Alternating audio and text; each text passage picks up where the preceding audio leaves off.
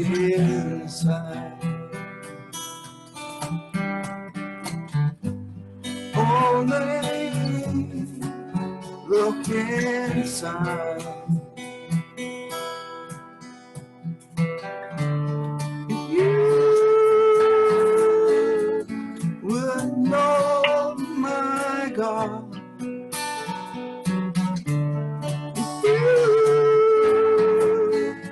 would know, my God, only go deep, only go deep inside.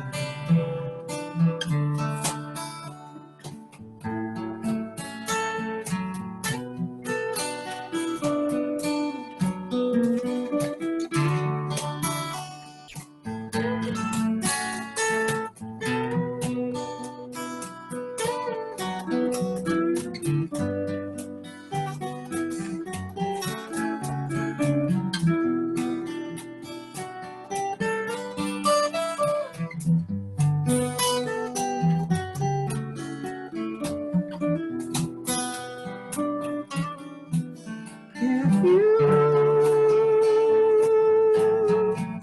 would know, my love, you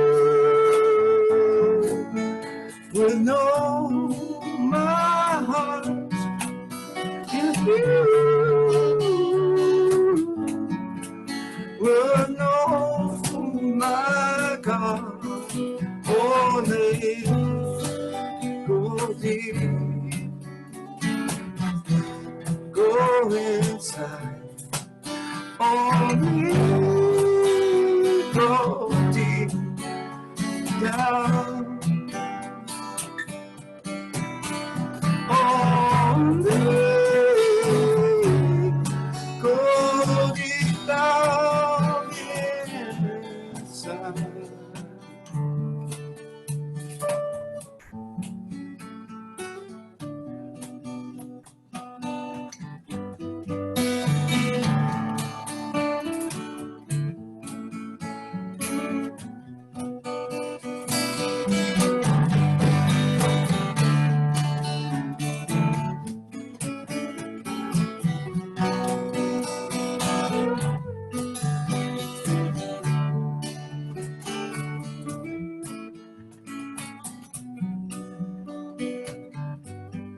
If you would know, my God.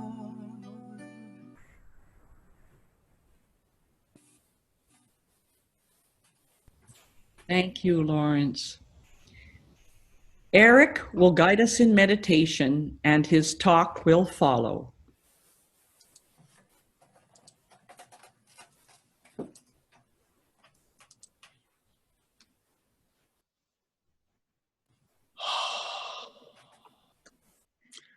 Thank you, Lawrence, Lori, and Will. Your music is divine. I so appreciate what you folks do. Thank you so much. So I welcome you into this sacred time and place. And I invite you to gently put a hand on your heart. And in that embrace of hand and heart, I invite you to send love to Kenwood, to hold him in memory of his earthly form and in his heavenly being, and Francesca in her earthly form and heavenly presence. Hold them and send them your love. And as you do so, begin to relax into your chair, wherever you're sitting. Feel your body and take a breath. A very gentle breath, and help it and allow it to ground you.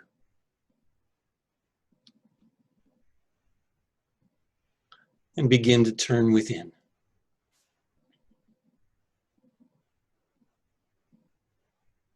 Begin to feel the temperature, pulsations in your hands. Feel your seat upon the chair, your feet upon the floor. And just feel your energy beginning to drop down from your head and down through your face. Relax the muscles in your eyes and your jaw, in your neck, your throat, and your shoulders. And just feel that energy dropping down through you as it grounds you in the present moment, wherever you are. And take another breath. And feel that energy drop further down through your torso and through your hips and your seat. And down through your legs, calves, your feet, and into the floor.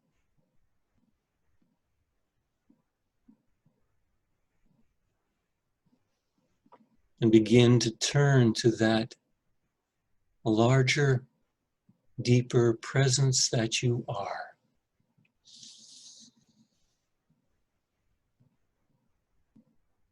And listen to the voice within. If you would know my love, if you would know my love, go deep inside.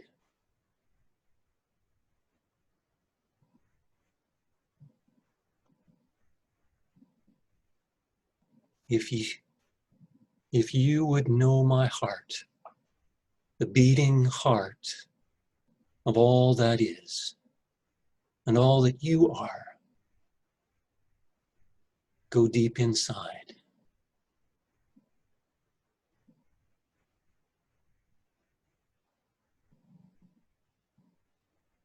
In all I speak,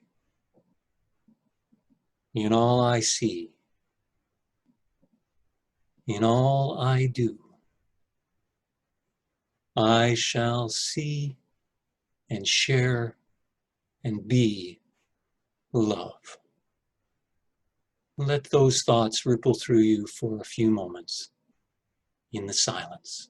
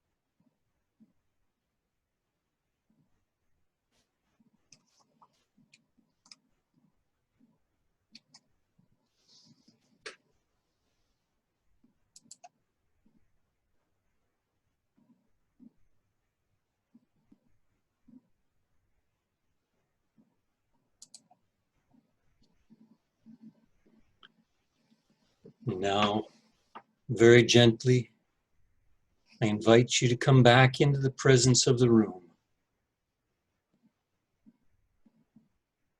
As you think these words, peace, peace, help me to be still inside.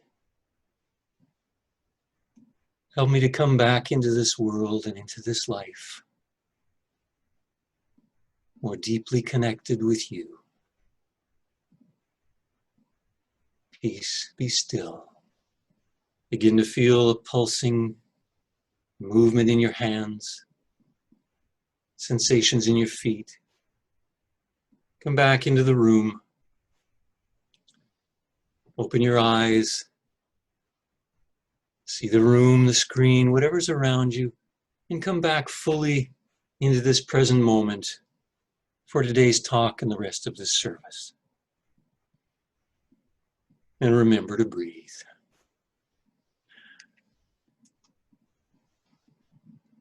Today's talk, it shakes me even to think about it, and I'll tell you why as I go.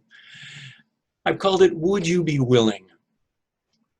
With a subtitle, How Can We Make More of a Difference in Today's World? We are 6 months into 2020, and who would ever have imagined the 6 months that we've been through, particularly the last 4? With all of the things that have happened, from COVID-19 to lockdowns to unemployment, racial injustice, protests, social violence, fear and divisions. So much has happened. And that is even besides the inner issues that many of us are facing, if not all of us. Are you experiencing inner issues of a deep clench and tension that doesn't seem to let go? Perhaps holding on in your third eye, or a difficulty even waking up and opening your eyes in the morning? Are you feeling more emotions than usual, perhaps a deep grief or an anger or a sadness? Or do you find yourself in judgment? All of these outer issues are always paralleled by our world inside, but sometimes we forget about those. A lot of things are going to have to change to get us out and through these issues that we're facing. But who's going to change and how? Well, I've been reflecting on that very deeply. And here's what I would like to offer in terms of the best advice that I can give. When change comes knocking at your door, here's the best thing I can suggest. Embrace those around you and say, honey, it's for you. Would that it would be so simple that we could pass off change to others, right? We all know it's an inside job. And that's where I'd like to take you today, to a deeply inside place about the change that we'd like to bring to this world. Because I want to create change in the world. That's been the core of my last 50 years of work and life. And I know for so many of you, that's what you want to see too. It was the spirit behind creating the blue box that we did in 1981, and particularly in the message behind it. You can make a difference. I deeply believe in the power of individual choice and action to change the world. But what I also came to realize around the same time as creating the blue box was that being a good person and doing my best, educating others and changing what I could in the world was still not going to be enough. And that kind of blew my mind because I thought it was up until that time. What I'd like to do, if you'd be willing, would be to take you through what brought me to that realization about 40 years ago, and it begins with a short visualization. So I'd like you to sit back again, eyes open or closed, I will have visuals, and just begin to imagine a radiant light, a light that never dissipates, has no gaps, no blocks. More than a physical light, it extends and extends forever. Now imagine that light is also pure love. And that love and light are also alive, pure life, extending forever without limit. Just imagine being part of that. And now imagine that this life and love and light are also intelligent, pure mind that knows only the truth about who we are.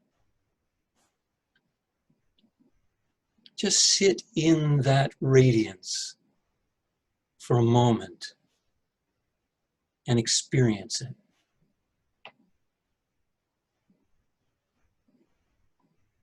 You might want to call it something, and if you do, whatever name that comes to mind is fine. God, the infinite, the all, forever, whatever name you use is just fine.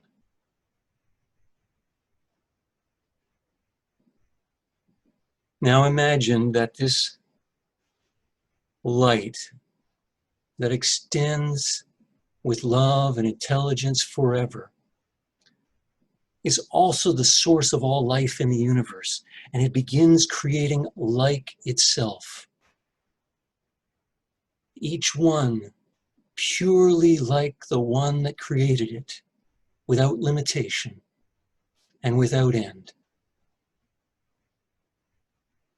Again and again and again, that this picture cannot even do it justice because there are no gaps. There is no darkness. There is only life and love and mind, creating and creating.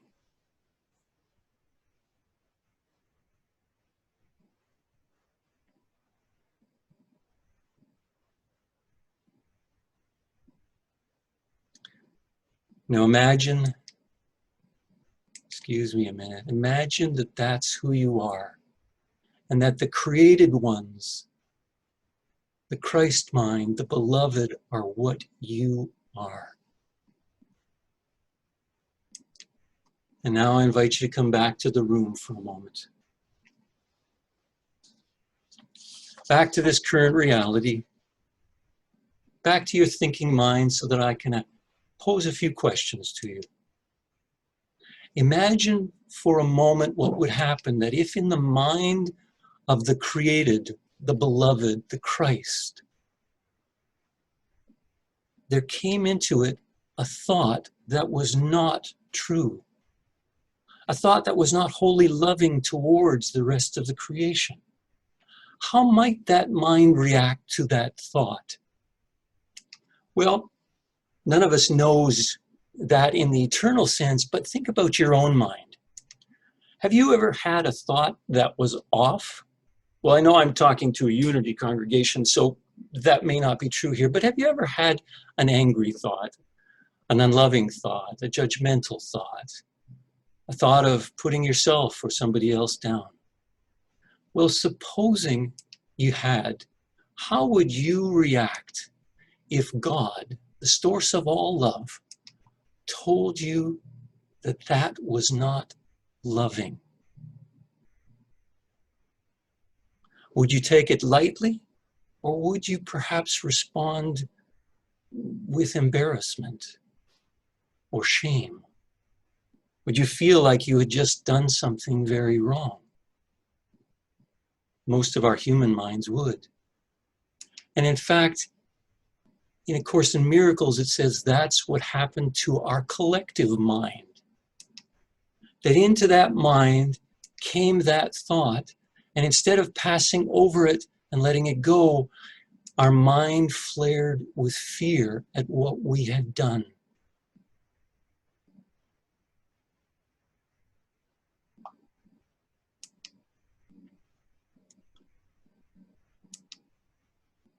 Think back to yourself for a moment. What happens to us when we feel afraid or guilty or think we've been wrong?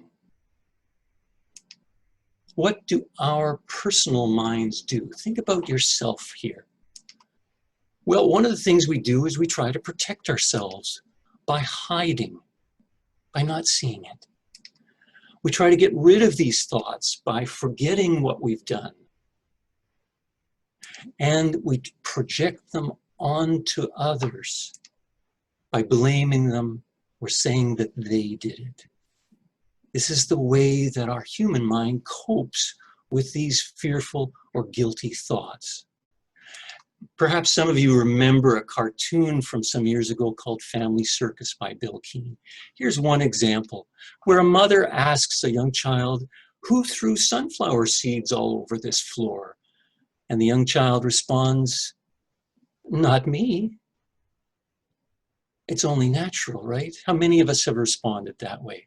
Or in this case, where that same young child hits his younger brother over the head with a toy, and the mother then asks, "What happened?" And he said, "But I didn't hit him, my monkey did."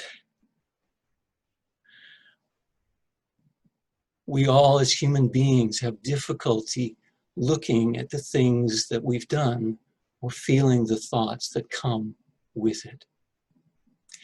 I'd like you to think for a moment about the Bible. Can you think of a story that kind of parallels the dealing with guilt and fear? Well, the one that came to my mind was what this picture holds, the Garden of Eden. Well, if it wasn't such, quote, a tragic story in that it was the representation of the fall from grace, it would be actually a comedy story. Because in the actual wording in the Bible, God says to man or Adam, "Where are you?" knowing full well where he is and that he'd just eaten of the apple with Eve. And man says, well, so kind of, "What do you mean? I heard you in the garden, but I was afraid because I was naked, so I hid. I hid." And God says, "What are you talking? How do you know you're naked?" That was the real issue, but it wasn't. And Adam knew it wasn't.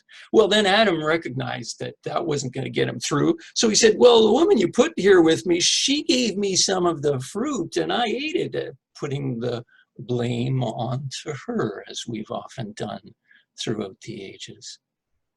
And then the woman said, well, and taking care of herself, "Well, it was the serpent that did it. He deceived me, and that's why I ate it." We have difficulty, deep, deep difficulty dealing with these fears of being guilty or doing wrong.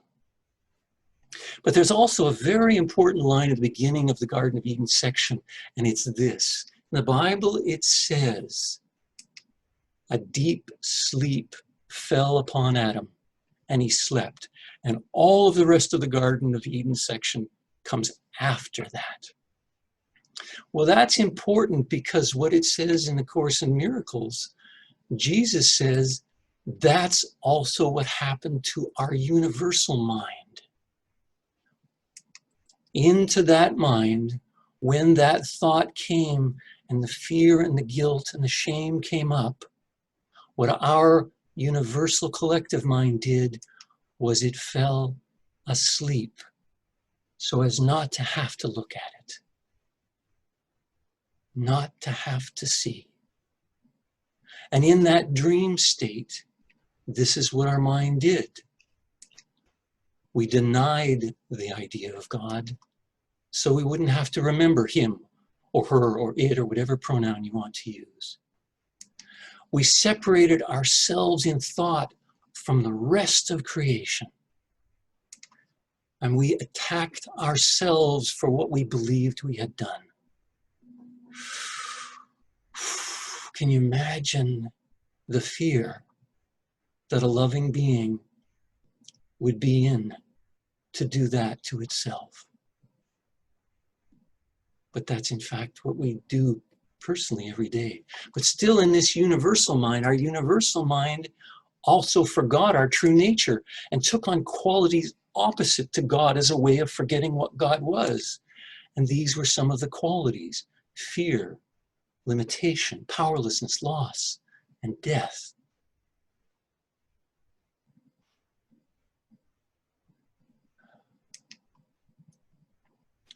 And what the Course says was that this was the source of all of the problems that we have experienced ever since. Because these are creations of what our collective mind believes to be true. If we are not love, then we are mostly fear and guilt and shame and lack of worth. If we are not whole, we are separate. this is what the collective mind believed in its dream state. That is what we will experience, because mind is creative.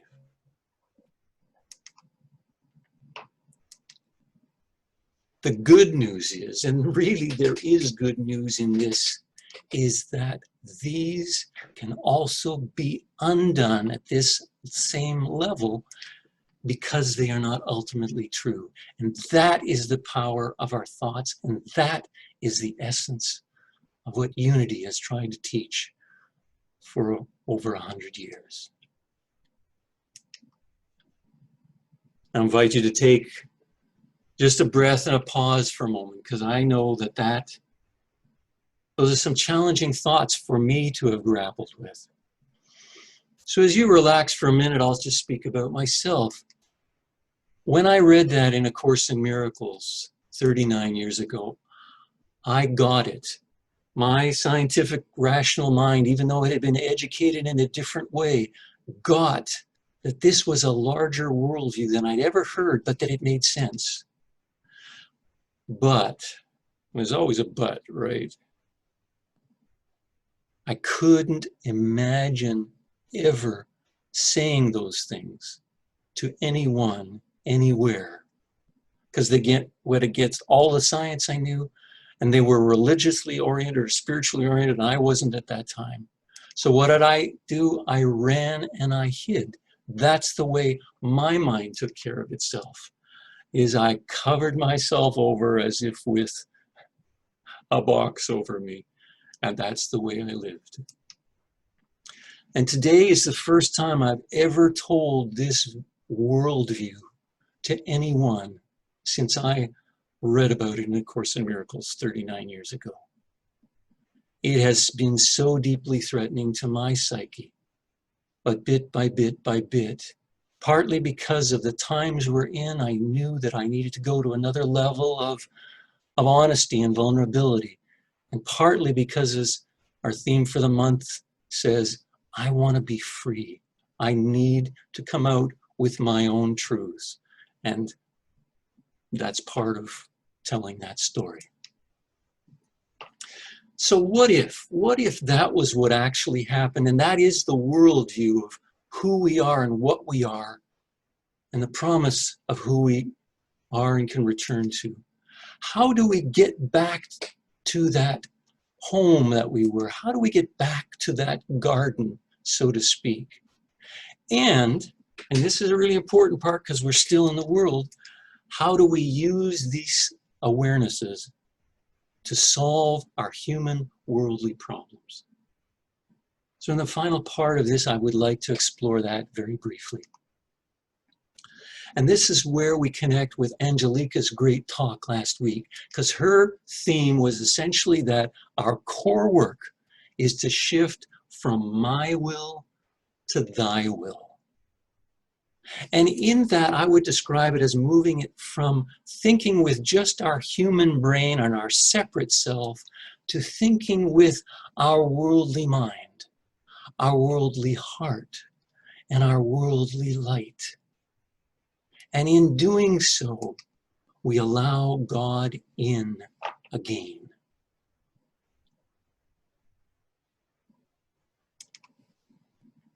Here are 3 ways I try to do this each day. The first one I'll describe this way. A statement that I say, Holy Spirit, speak to me.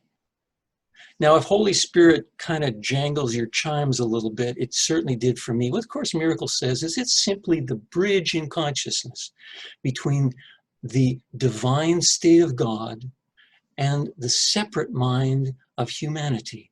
There needs to be a bridge from the perfect to the, quote, imperfect or separate. And that's what the Holy Spirit is in religious language, spiritual language, but you can use any language you want.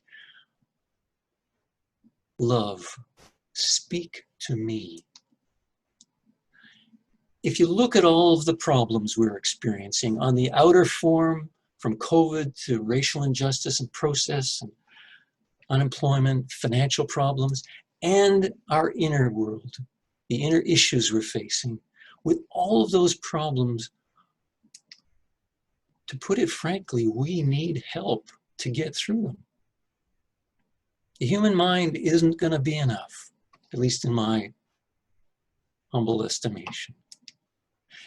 So instead of depending on my human mind, what I try to do is, in everything I can do when I remember, is to stop and ask Spirit what to do. And I take it down to the level of everything: when to make a phone call to my mother, what to do in my work, who to go out and visit with, even to the level of breakfast cereals. What do you want me to eat this morning? It may seem ridiculous, but it's not so much about the cereal. It's about releasing my attachments to, it has to be this one, the Fruit Loops, the special cake, whatever it is. It's releasing the human attachments so that I can allow Spirit in and say, so what's coming to mind that would feel right and true for me today? So in whatever it is, from breakfast cereal to your next project, to how to recover financially, or how to help the world through COVID or racial injustice, would you be willing to try this? If you are, now I'll first show you the statement, because I don't want you to say you're willing without showing me the statement. What would you have me do, God, Spirit, love? If you're willing, say that with me. What would you have me do? What would you have me do? And if that's really a prayer in the heart, you might even want to write it down or remember it so that you can use it as an affirmation to guide your day, your week, or your month. What would you, larger self, have me, smaller self, do? Guide me, lead me, teach me, help me. The second thing I try to do each day is say, Spirit, speak through me. Now that may sound a little strange because we're all intelligent creatures and we have our thoughts, right? How many of you have a thought or a strong opinion about something, for example? Maybe occasionally. What about, do you ever get into an argument? Well, only maybe seldom, but occasionally. Do you ever experience difficult conversations or wish you could find the words in somebody's passing, or when somebody confronts you, or when you're talking to somebody about something very challenging? In those moments, I don't want to speak from myself. So instead of just speaking our opinions or whatever comes to mind, here's an alternative. Holy Spirit, love, source, wisdom, please speak through me today. This may seem like giving over responsibility. In a way it is, but what it really is asking your higher, deeper, loving wisdom. You know already what's needed here, from a level my human mind can never understand. Help me. Give me the words that you would have me speak to bring your presence into the world and into my life, into my mind and heart today. Would you be willing to try that? Spirit, speak through me today. And now the third one, Spirit, see through me. This is the one I find most challenging, and the reason is, quite frankly, I still judge people. I see behaviors I don't like, and I want them to change, and I want to change the people, and I judge people along with it. Maybe I'm not alone. So if you experience this too, would you be willing to say this? To see past someone's actions and words. I'd like to see past the surface and see the heart and the divinity in this person. Help me to look at them with compassion, God.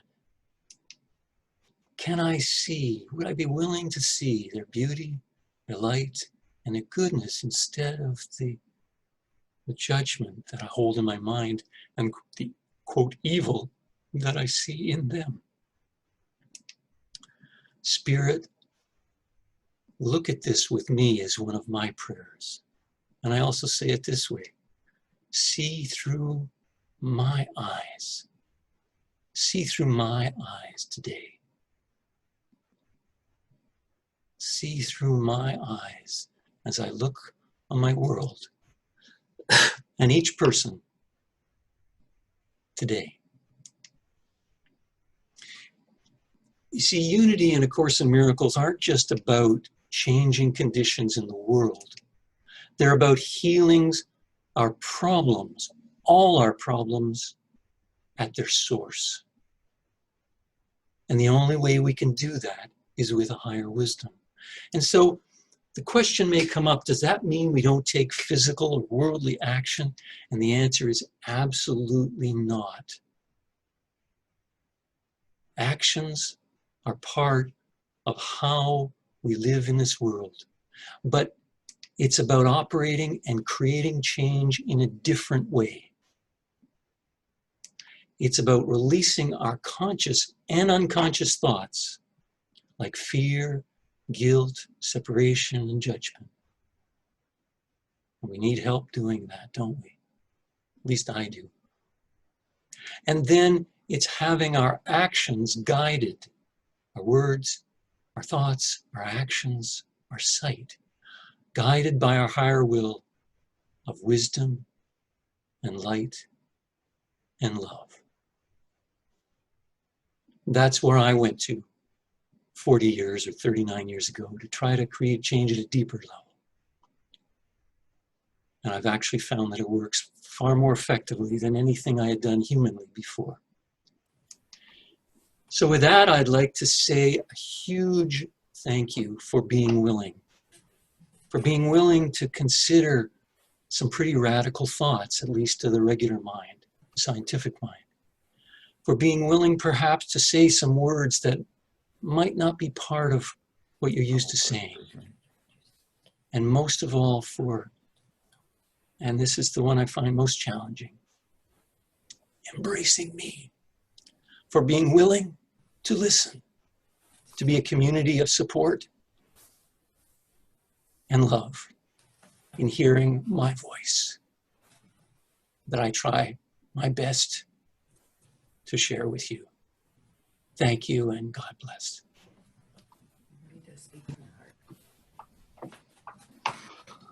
Thank you ever so much, Eric, for your wise and inspiring message. Really is what we need to hear today. So Lawrence will now bless us with the fabulous Woodstock song. Thanks for the trip to the garden there, Eric. It was wonderful. I really enjoyed being home again.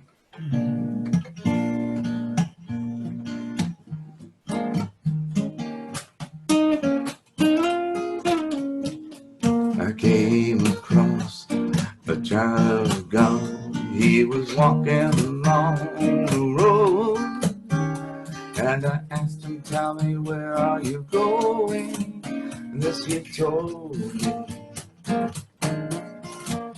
He said, I'm going down, yeah, the scare's fun. Gonna join in a rock and roll band. Gonna get back to the land and set my soul free. We are stardust, we are golden. We are billion-year-old carbon, and we've got to get ourselves back to the garden.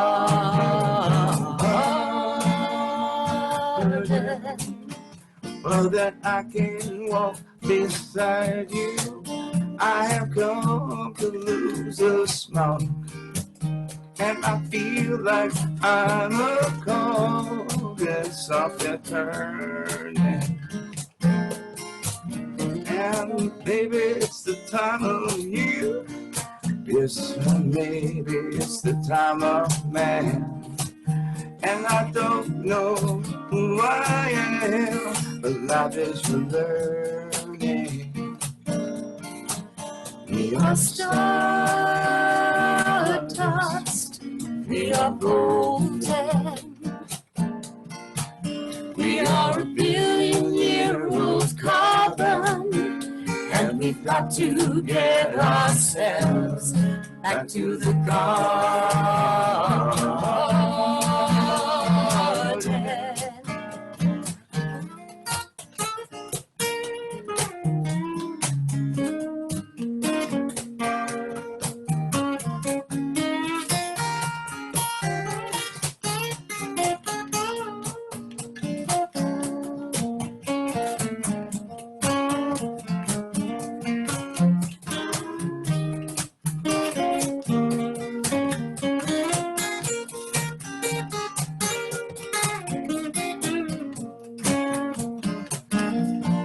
We are stardust,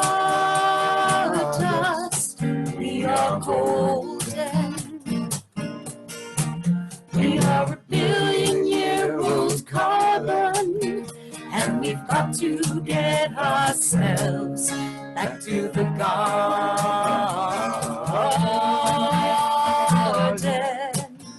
By the time we got to Woodstock, we were 500,000 strong, and everywhere was song and celebration.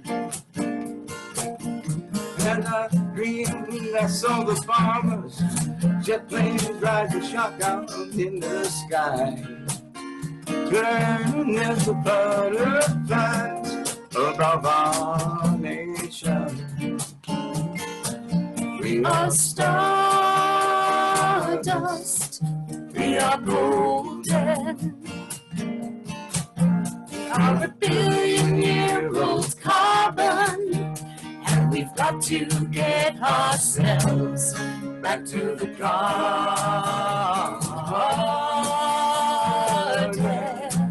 We are stardust, we are golden. We are a billion-year-old carbon, and we've got to get ourselves back to the garden.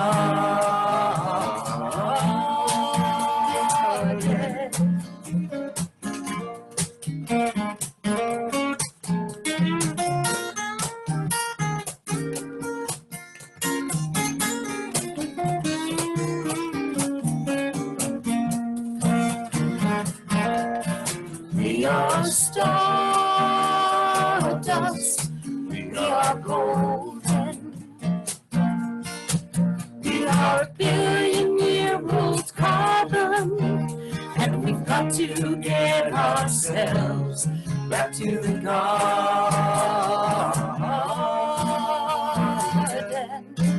We are stardust, we are golden. We're a billion-year-old carbon, and we've got to get ourselves back to the garden.